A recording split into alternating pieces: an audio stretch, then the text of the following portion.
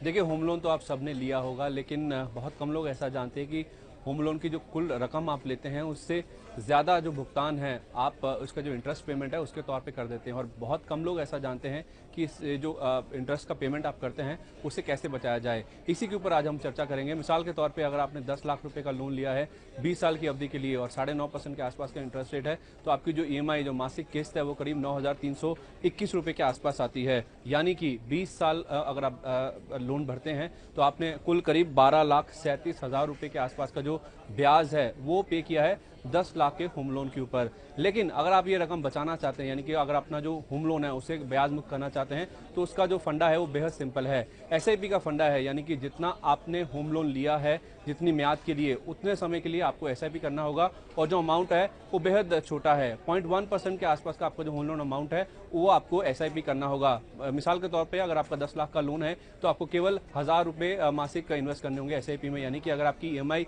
9,321 रुपये के आसपास की है, आप ये मान के चलिए कि आपकी ईएमआई 10,321 रुपये के आसपास की, और 20 साल के बाद जब आपने 1,000 रुपये प्रति महीना इन्वेस्ट किया होगा, यानी कि कुल करीब 2,40,000 रुपये के आसपास का इन्वेस्टमेंट किया होगा, और उस पर अगर 15% के आसपास का सालाना रिटर्न आपको एसआईपी में मिलता है, तो आपकी जो एसआईपी की वैल्यू है वो बढ़कर अगर आप देखें तो करीब 14,97,000 रुपये के आसपास आ जाएगी। उसमें से अगर आप 2,40,000 रुपये जो आपने एसआईपी में इन्वेस्ट भी किए हैं उसको भी निकाल दे तो आपके पास करीब 12,57,000 रुपये के आसपास की रकम बचेगी, जो कि आपका कुल जो इंटरेस्ट का पेमेंट है 12,37,000 के आसपास का उससे ज़्यादा है। यानी कि अगर आपने 20 साल का लोन लिया है उतने ही साल के लिए आप एसआईपी कीजिए। आपका जो लोन अमाउंट है उसका करीब 0.1 या 0.15% के आसपास का आपको उतने ही देर के लिए इन्वेस्ट करना जितने साल का आपका लोन है।